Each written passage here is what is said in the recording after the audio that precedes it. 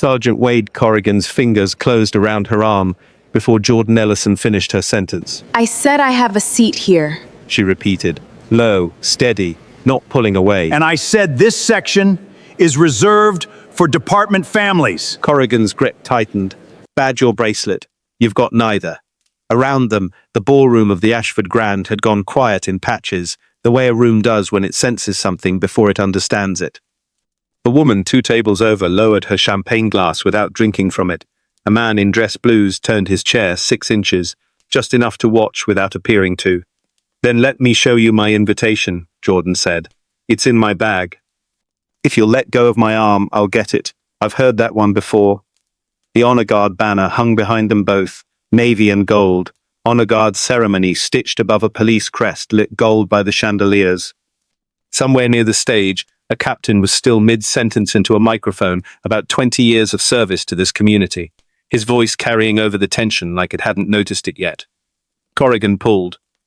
Jordan's shoulder rose with the motion, her bag sliding down her arm, and the sound she made wasn't loud, just sharp enough that the woman with the champagne glass finally set it down. A phone came up near the back of the room. Then another. You're hurting me, Jordan said, not raised, not pleading, just true. You'll live. Corrigan didn't look at the phones. He'd worked enough of these events to know people filmed everything now and nothing ever came of it. Let's go. Quietly. And this doesn't have to be a whole production. It's already a production, Sergeant. Jordan's eyes flicked, just once, to his name tag, then back to his face. You made it one the second you grabbed a woman in front of 200 people, instead of asking her name. Something in that landed wrong, and Corrigan felt it land wrong, and hated that he felt it. He'd done this a dozen times without a second thought. Clear a section, keep the reserved seating clean for the people who'd earned it, the ones whose fathers and husbands and sons stood in this room in dress uniform tonight. She didn't have a badge, she didn't have a bracelet. She had shown up in a sweater and jeans to an event where every other woman in that section wore something with a department pin on it. It wasn't complicated. It had never once been complicated before. We've had people try this before, he said. Slip into the reserved section, no credentials, hope nobody checks. Guests who aren't clear tonight need to sign in at the side table. That's all this is. Then why didn't you walk me to the side table? Jordan asked. Why did you grab my arm first and explain the policy second? Corrigan didn't answer her question. He answered the one he wished she'd asked instead. I don't need to explain department procedure to a member of the public. No, Jordan said. But you'll need to explain it to somebody. She didn't say who. She didn't need to, not yet. Instead, she stood there, arms still caught in his grip, back straight, voice even, while the retired officer at a nearby table set down his fork and watched with the particular stillness of a man deciding whether tonight was going to be one of the nights. He stayed quiet. The captain's voice cracked, mid-sentence over the PA, not from emotion, but because he'd finally turned from the podium and seen what half the room was already filming. Sergeant Corrigan. A second voice now, different register, older, coming from the head table. Every head in the ballroom that hadn't already turned now. Take your hand off my daughter. Corrigan's grip loosened before his mind caught up to why.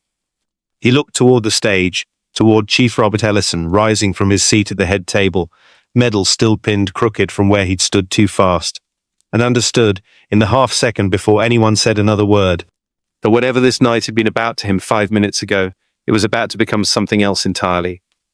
If you've ever been the one everyone assumed didn't belong before anyone bothered to ask, let me know where you're watching from, and stay with me, because Corrigan doesn't yet know how much further tonight is about to go. Corrigan's hand dropped away from her arm, like it had touched something hot. Chief, He turned toward the man crossing the ballroom floor, medal still crooked, chair rocking behind the head table where he'd shoved it back too fast.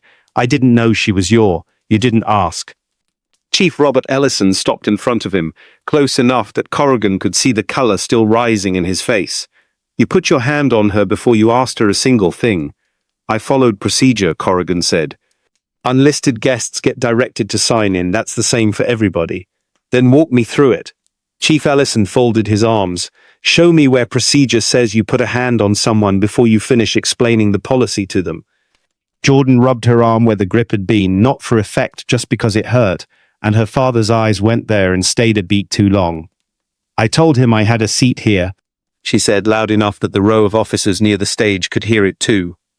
I told him the invitation was in my bag. He grabbed my arm before I got the sentence out. That's not what happened. You said it wouldn't check out, Jordan said, before you'd checked anything. Corrigan opened his mouth and then didn't finish it, because he was replaying the sentence in his own head and hearing for the first time how it must have sounded to everyone standing close enough to catch it. Chief Ellison turned to the young officer stationed near the side exit, the one who'd hesitated with his hand on the door a few minutes earlier. Officer Reyes. Did you see how this started? Reyes glanced at Corrigan, then at the chief, then down at the floor for half a second before answering. I saw him take her arm before she'd said anything to him that I heard, sir. The admission cost him something. Corrigan could see it in the way Reyes's jaw tightened right after, like he already regretted being the first to say it out loud. But he'd said it, and now it existed in the room the same way the phones existed, the same way the silence around them existed. That's not... Corrigan started again and stopped himself because there was nowhere left for the sentence to go, but didn't sound like an excuse competing against a witness. Chief Ellison didn't raise his voice. He didn't need to. Sergeant, you're relieved of your post for the remainder of the evening. Report to my office Monday morning, 7 o'clock.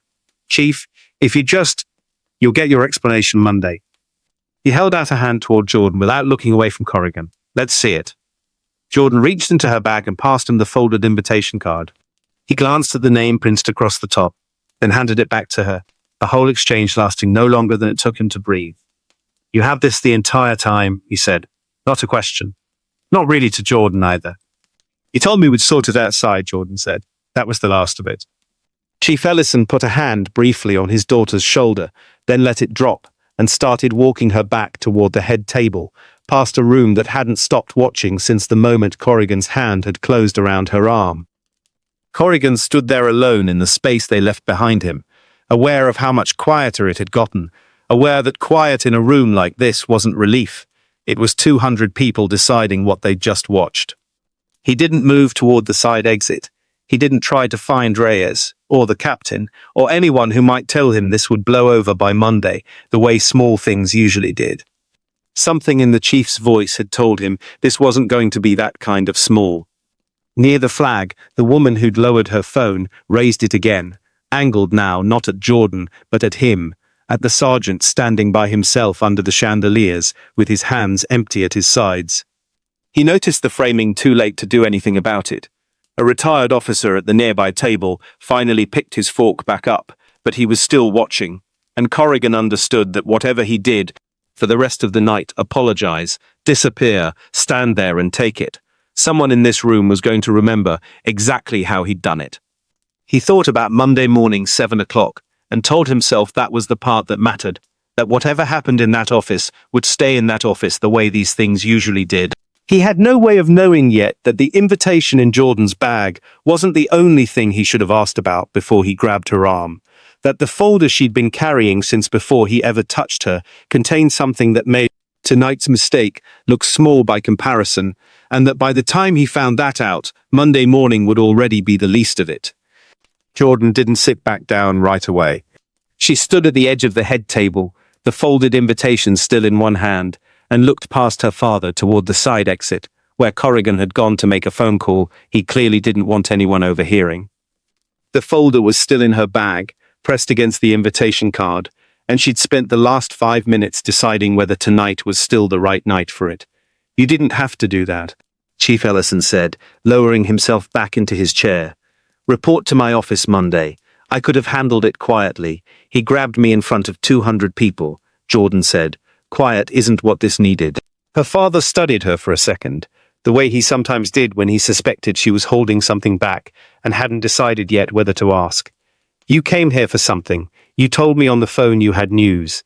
This wasn't it. No, Jordan said. It wasn't. She reached into her bag and set the folder on the white tablecloth between them, unopened, the department seal from a records request stamped faintly in the corner. What is this? Complaints, Jordan said, from kids at the center. 6 of them, over the last year, all from the same unit. Chief Ellison's hand hovered over the folder without opening it. Which unit? Corrigan's. He didn't say anything for a moment. Around them, the ballroom had mostly returned to its low murmur of conversation, though Jordan could feel eyes still drifting toward their table every so often, the way a room does when it isn't sure the story is finished. You're telling me the man who just grabbed your arm has 6 complaints against him that never made it to my desk. 3 made it as far as internal review. They were closed without action. Jordan kept her voice even, the same voice she'd used with Corrigan 20 minutes earlier. The other 3 never got filed at all, because the kids who tried didn't think anyone would believe them over an officer. And you believed them. I believed the bruises. She hadn't meant for it to land as hard as it did, but she watched her father's face absorb it anyway. One of them is here tonight. I invited him. He's 17. He wanted to see what an officer looked like when he wasn't the one holding the badge. Chief Ellison opened the folder now, slower than she expected, and began reading. Jordan watched him get to the second page before his jaw tightened in a way she recognized from childhood. The same stillness he wore right before he made a decision he wouldn't take back. Dad, give me a minute. She gave him the minute. Behind her, a server refilled water glasses at the next table, and somewhere near the stage, the captain had finally reclaimed the podium, trying to steer the ceremony back toward the speech it had abandoned 20 minutes ago. Jordan barely heard him. She was watching Corrigan come back through the side door, phone still in hand, scanning the room until his eyes landed on her table and stopped there. He started walking toward them. Chief Ellison. Corrigan's voice had lost some of its earlier certainty, replaced by something more careful, like a man testing ice he already suspected was thin. I wanted to apologize directly. For earlier. Sit down, Sergeant. Corrigan hesitated, glanced at the folder open on the table, and Jordan watched something shift behind his eyes. Not recognition exactly, but the beginning of it. The sense that whatever was in that folder was going to matter more to him than the apology he'd rehearsed on his way back from the hallway. What's that? He asked. Sit down, the chief said again, and this time Corrigan did. Jordan reached out and turned the folder so it faced him, open to the second page, where a name and a date sat beside a description of an incident from 8 months earlier, a stop that had started as a noise complaint and ended with a 14-year-old on the ground. Corrigan read it. His face didn't do what Jordan expected. It didn't go pale, didn't flinch the way a guilty man's might on television. Instead, it hardened, the particular hardening of someone recalculating an argument he still believed he could win. That kid resisted, he said. That's documented. I filed the report myself. You filed the report, Jordan said. Nobody else did. There's no body cam footage attached, because your camera wasn't recording that night. Neither was your partner South. Equipment. Malfunctions happen. Twice in 3 separate incidents. Jordan kept her voice level, though she felt the weight of the room again, felt a few nearby conversations quieting as Corrigan's voice had risen just enough to carry. That's not a malfunction. That's a pattern. Corrigan looked at the chief instead of her now, some old instinct telling him the conversation would go better if he addressed the person with the rank instead of the person with the folder. Sir, with respect, this is a lot of accusation from someone who wasn't there for any of it. She wasn't there, Chief Ellison said. The kids were. He closed the folder, but he kept his hand flat on top of it, like he wasn't ready to let it go anywhere yet. And one of them is in this room tonight. Corrigan's expression changed for the first time, a flicker of something closer to alarm than defensiveness, his eyes moving involuntarily across the ballroom, as if he might spot the boy among 200 unfamiliar faces. Here, Corrigan repeated, tonight. He came because my daughter asked him to, the chief said. He came believing this department might actually look at what happened to him instead of filing it away. For the first time since the ballroom doors had opened that evening, Corrigan didn't have an answer ready. He looked at the folder, then at Jordan, then toward the crowd again, searching faces he had no way of recognizing, and in that silence Jordan understood that the night was no longer about an arm grabbed in front of 200 people. It was about 6 folders that should have existed a year ago and somehow never had. Corrigan reached for the folder before he decided to. I'd like a copy of that, he said, before anyone starts drawing conclusions. Chief Ellison didn't move his hand from where it rested on top of it. This isn't yours to review. It names me. I have a right to see what I'm being accused of. You'll see it Monday, through the proper channel. The chief's voice hadn't risen, but something in it had gone colder than it had been a moment ago, the tone of a man who'd just watched someone try to take evidence off a table in front of witnesses. "Sit back, Sergeant." Corrigan didn't sit back. His hand was still half extended toward the folder when a voice behind him cut through the low murmur of the ballroom. He wasn't the only one on those calls. The table turned. A younger officer stood a few feet away, still in his dress uniform, a name tag reading Reyes catching the chandelier light. He'd followed Corrigan back from the side exit and stopped short of the table, like he'd spent the walkover deciding whether he could live with staying quiet. "Officer Reyes," Chief Ellison said. "Say that again, clearly." Reyes's throat worked once before he spoke. "The stop 8 months ago. The one in the folder. I was his partner that night. My camera wasn't broken, sir. He told me to shut it off before we got out of the car." Corrigan turned on him fast enough that his chair scraped against the floor. "That's not what happened." "It's exactly what happened." Reyes didn't raise his voice, but he didn't look away either, and Jordan watched something settle into his posture that hadn't been there 20 minutes ago, when he'd hesitated at the side exit with his hand on the door. "I've been carrying that around for 8 months because I didn't think anyone would believe a rookie over a training sergeant. I'm done carrying it." The murmur around the nearby tables had stopped being a murmur. Jordan could feel the shape of the room changing, phones lifting again. Not toward her this time, but toward Corrigan and the young officer standing a few feet apart from each other, like two men who'd just discovered they were on opposite sides of something neither had planned to make public. "You're lying," Corrigan said, though the certainty that had carried him through the last hour was noticeably thinner now. "I'm not." Reyes looked at the chief instead of Corrigan, the way a man looks past someone he no longer answers to. "I'll say it in writing. I'll say it to Internal Affairs. I should have said it 8 months ago." Chief Ellison stood. He didn't raise his voice. Jordan had never once, in 24 years, heard her father raise his voice in public. But the stillness that came over him was its own kind of volume, and the ballroom quieted around it, the way it had quieted the first time he'd crossed the floor toward Corrigan an hour earlier. "Sergeant Corrigan," he said, "hand me your badge." "Chief, this is—" "You put your hands on my daughter tonight, without asking a single question first. I let that go through internal review because I believed, for about 10 minutes, that it might have been an isolated mistake." He held out his hand. "It wasn't. You have a partner willing to testify that you disabled a body camera during a stop that ended with a 14-year-old on the ground. That's not a mistake, Sergeant. That's a pattern, and you just tried to take the evidence of it off this table in front of 200 witnesses." Corrigan looked around the ballroom, at the captain who'd stopped pretending to run the ceremony, at the retired officer 2 tables over who'd set his fork down for the second time that night, at the rows of phones no longer bothering to hide that they were recording. Whatever version of tonight he'd imagined telling people about on Monday, it wasn't this one. He unclipped the badge from his belt and set it in the chief's palm without another word. "You're suspended, effective immediately, pending a full internal affairs investigation into the incidents in this folder and tonight's conduct." Chief Ellison closed his hand around the badge. "Officer Reyes will be reassigned pending his own statement, with my thanks for finally giving it." Reyes exhaled, the kind of breath that comes after holding something too long, and for the first time all evening, he didn't look like a man deciding whether to speak. He looked like a man who already had. Corrigan turned to leave, then stopped, looking back at Jordan with an expression that wasn't quite an apology and wasn't quite defiance either. Something caught between the two. A man still trying to reconcile the version of himself who'd walked into this ballroom, certain he'd done nothing wrong. "I thought I was doing my job," he said. "I know," Jordan said. "That's the part that should scare you more than tonight does." He didn't answer that. He walked toward the side exit, past the banner that read, "Honor Guard Ceremony," past the flag, past a room that had spent the last hour watching him become someone he hadn't planned on being when he'd arrived.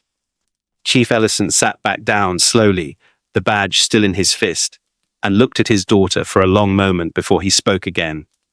6 complaints, he said. "How many officers does this go beyond him?" "I don't know yet." Jordan glanced toward the folder, then toward the boy sitting quietly 2 tables back, the one who'd come tonight to see what an officer looked like without a badge deciding the terms. "But I don't think it stops with one name." Her father's jaw tightened, the same stillness she'd recognized twice already that night, and this time she understood it wasn't anger at Corrigan anymore. It was the beginning of a much longer question, one that wouldn't be answered before the ceremony ended, and one her father, badge still closed in his fist, looked like he already knew he couldn't walk away from.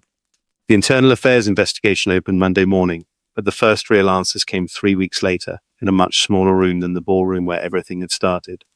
Jordan sat beside her father in a conference room at headquarters.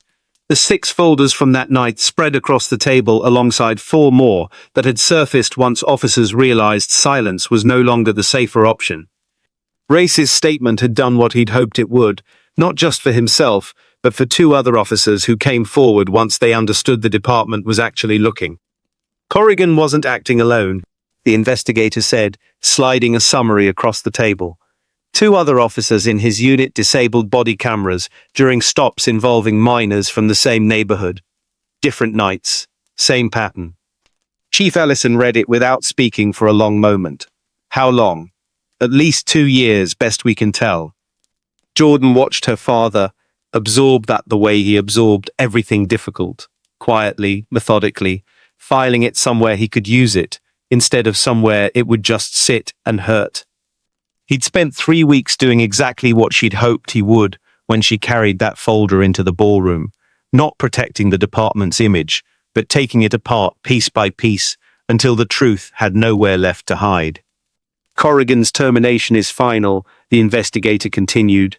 The 2 others are suspended pending their own hearings. We're recommending department-wide body cam audits, quarterly instead of annual, with an outside reviewer. Good, Chief Ellison said. Make sure the review board includes a community seat, somebody who isn't wearing a badge. Jordan looked at him. He caught it and almost smiled. You made your point at the ceremony, he said. I heard it. The boy from the youth center, 17, quiet. The one who'd come that night to see what an officer looked like without a badge deciding the terms, testified in his own hearing 2 weeks later. Jordan sat in the back row. She didn't speak. She didn't need to. He answered every question steadily, the way she'd watched him practice in the community center parking lot the week before. And when it was over, one of the review board members, a retired judge, told him directly that the department owed him an apology it should have given a year earlier. He didn't smile, but he shook her hand on the way out, and that was enough. The department held a second ceremony 2 months later, smaller, no cameras from the local news, no banner stitched in gold. Chief Ellison stood at a podium in the same building where the Honor Guard event had been held, though this time the room held officers, youth center staff, and a handful of families who'd never been invited to department functions before. Tonight isn't about medals, he said. It's about the 6 kids who tried to tell us something, and the officer who finally believed one of them enough to say it out loud in front of everyone. He nodded toward Reyes, seated in the second row, still in uniform, no longer looking like a man deciding whether to speak. Then he nodded toward Jordan. My daughter came to that ceremony in March to hand me a folder, he said. Not because she thought it would be easy, because she thought it was overdue. She was right. Jordan didn't stand. She didn't need the room's attention. She'd had enough of that the night everything started, more than she'd ever wanted. She just watched her father's face as he said it, and understood that whatever this had cost either of them, it had also given the department something it hadn't had in a long time.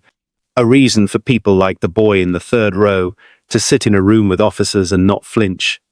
Corrigan never contacted her again. Jordan heard, second-hand, that he'd taken a job outside law enforcement entirely.